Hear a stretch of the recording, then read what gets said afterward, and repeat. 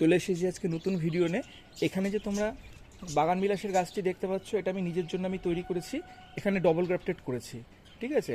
এখানে রয়েছে সিলুইট আছে ও মিস অ্যালিস, দুটোই দেখতে পাচ্ছ খুব সুন্দরভাবে হয়েছে। এটা মোটামুটি হয়ে গেছে প্রায় 35 থেকে 40 দিন হয়ে গেছে। এটা আমি গ্রাফটিং করে দিয়েছি, গ্রাফটিংটাও ভালোভাবে জুড়ে নিয়েছে।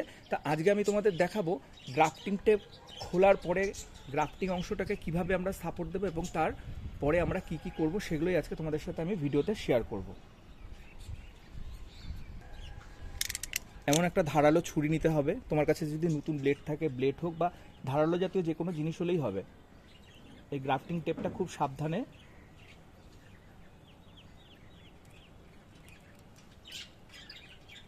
কাটতে হবে।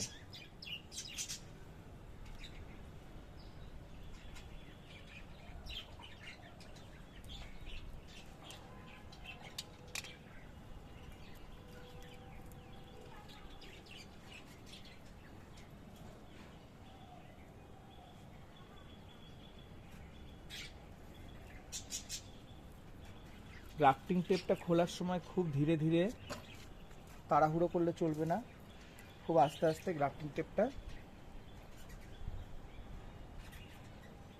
আমার একটু দেরি হয়ে গেছে, এই যে গ্রাফটিং টেপ শিওনের মধ্যে চেপে বসে গেছে একদম।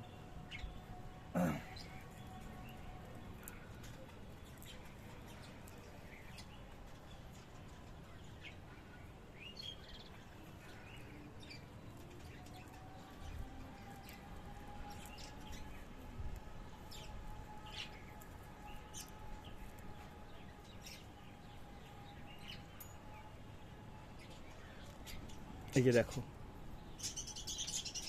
কত সুন্দরভাবে গ্রাফটিংটা নিয়ে নিয়েছে, দেখতে পাচ্ছ? দুটোই খুব সুন্দরভাবে নিয়ে নিয়েছে। এবার কি করব?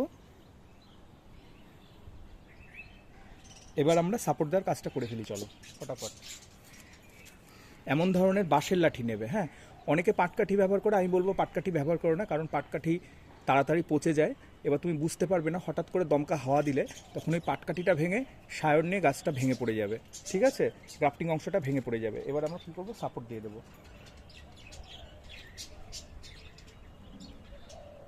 ধীরে, কোনো তাড়াহুড়ো করলে চলবে না, ধীরে ধীরে গাছের ডালের পজিশন বুঝে ধীরে ধীরে মাটির মধ্যে চেপে এটা বসিয়ে দিতে হবে।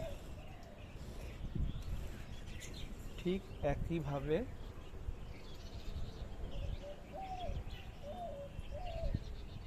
এপাশেও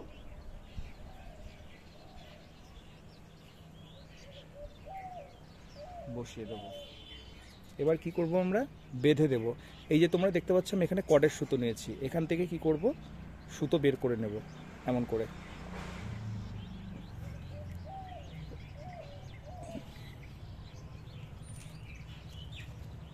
এই যে সিঙ্গেল এমন করে সুতো বের করে নেব। এবার কি করব? খুব সুন্দর করে লাঠির সাথে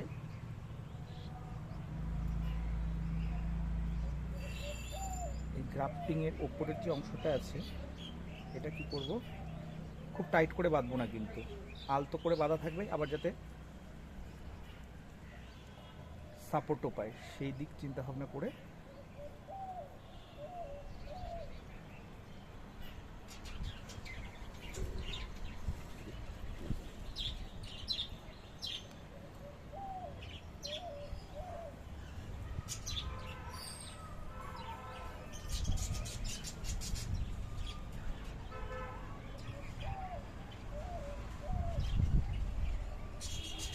দুপাশেই এইভাবে বেঁধে দেবো। বাড়তি যে সুতোগুলো আছে সেগুলো কেটে দেবো।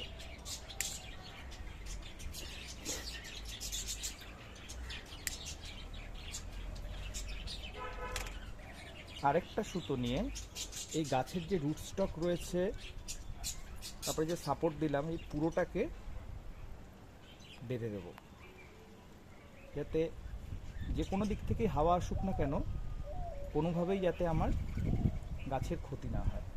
এবার কি করব? গাছের গোড়ার দিকের অংশটা যে রয়েছে এখানে মাটিগুলো ভালো করে পরিষ্কার পরিষ্কার করে দেব। এটা আমি প্রত্যেক মাসেই করি, ঠিক আছে। এখানে ফাঙ্গিসাইড গুলিয়ে রেখেছি। এই যে গ্রাফটিংয়ের যে অংশটা খুললাম, যে জায়গা থেকে টেপ, সেখানে ভালোভাবে ফাঙ্গিসাইডের প্রলেপ লাগিয়ে দেবো।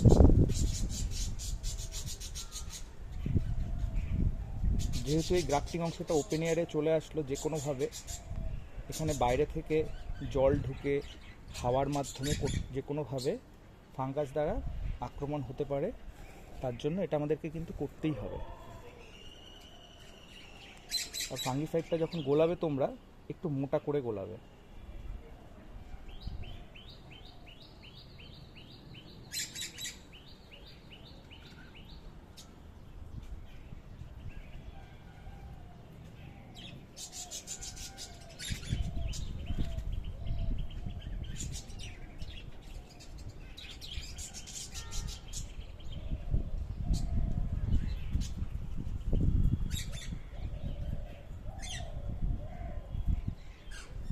উপরের অংশে ফাঙ্গিসাইড লাগানো হয়ে গেল ভালো করে। এবার কি করব, গোড়ার দিকে ফাঙ্গিসাইড লাগিয়ে দেবো।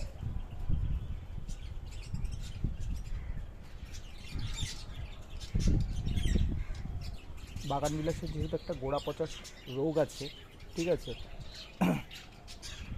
গোড়ার দিক থেকে যাতে কোনো রকমভাবে বাকল পচন হয়ে গাছের ক্ষতি না হয়, তার জন্য এটা করতে হবে।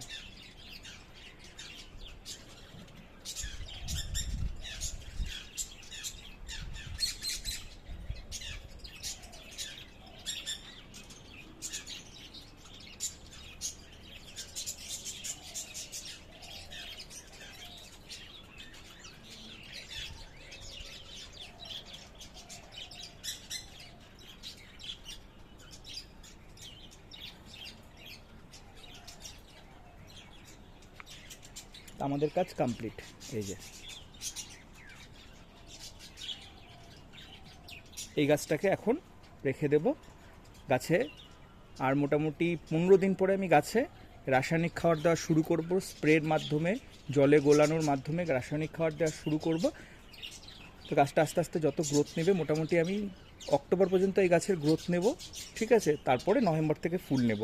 ফুলের সংখ্যা এবার কম হবে, যেহেতু ব্রাঞ্চ আমার অনেক কম রয়েছে।